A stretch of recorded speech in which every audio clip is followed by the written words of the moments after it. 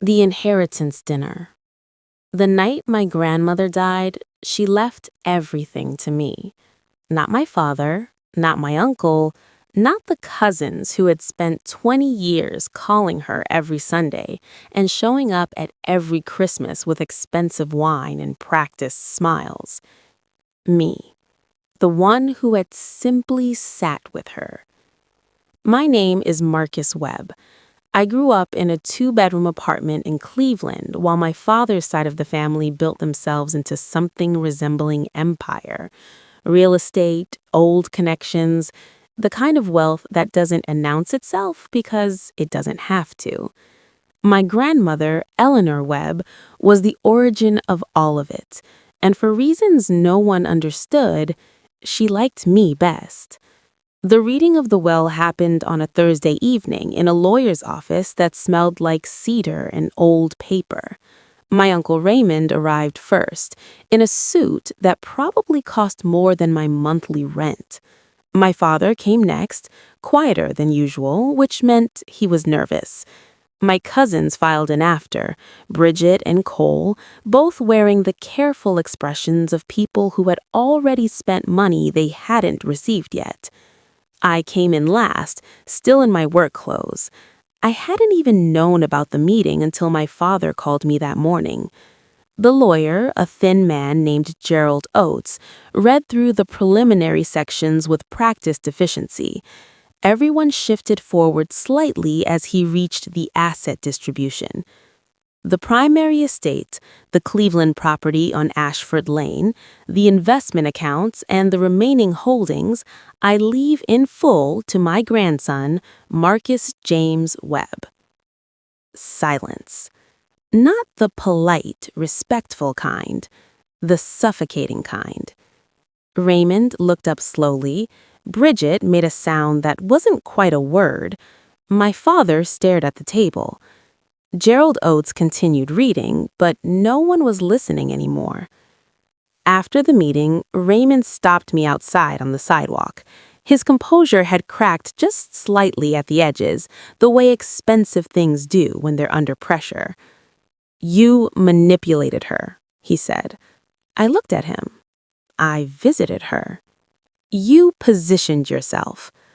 "I sat with her on Tuesday afternoons and watched old films she liked. That was the entirety of my strategy." He stepped closer. She wasn't thinking clearly at the end. "She was sharper than anyone in that room," I said. "She just stopped pretending to be impressed with people who wanted something from her."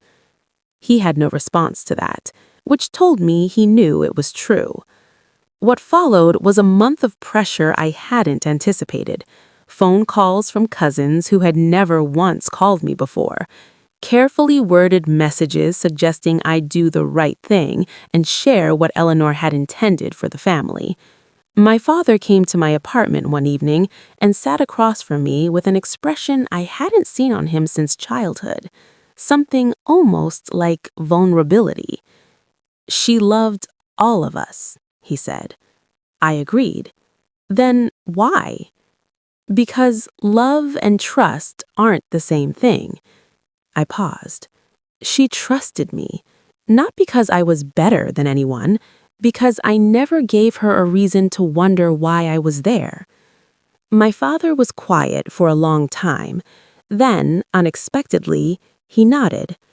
That small nod cost him something. I could see it. And it was the most honest thing he had offered me in years. A week later, I did something no one expected. I called a family meeting, not at the lawyer's office, but at Eleanor's house, the one she had left to me. I made coffee, I set out the shortbread biscuits she had always kept in a blue tin by the window. They arrived with varying degrees of suspicion. I didn't give a speech, I didn't make them wait. I simply told them what I had decided. I would keep the house, it wasn't negotiable, and it wasn't personal. I wanted it because she had wanted me to have it, and I understood why. But the investment accounts I would split. Not evenly, not as an apology, but as a deliberate choice, because Eleanor had built those with her husband, and her husband had loved all his children, even the ones who disappointed him. "That's it?" Bridget asked. "That's it." Raymond studied me for a long moment. Then, why? I considered the question seriously before answering. Because I'm not interested in holding something over people I'll spend the rest of my life sitting across from at dinners and funerals. I looked around the room, at my father's careful expression, at Cole's surprise, at Bridget's slow exhale. Eleanor didn't leave me everything because she wanted me to win something. She left it to me because she believed I'd use it without becoming someone she'd be ashamed of. No one spoke. The shortbread sat untouched in the blue tin. Then my father reached over and took a piece. And somehow that small gesture broke something open in the room that had been sealed for longer than the inheritance. 6 months later, I was sitting in Eleanor's kitchen, my kitchen now, though it still felt like hers, when I received a letter, handwritten, which was unusual enough to stop me. It was from Raymond. 3 paragraphs, no grand apology, no performance, just a quiet acknowledgement that he had handled himself poorly, that he had spent so long measuring success by accumulation that he'd forgotten what his mother actually valued.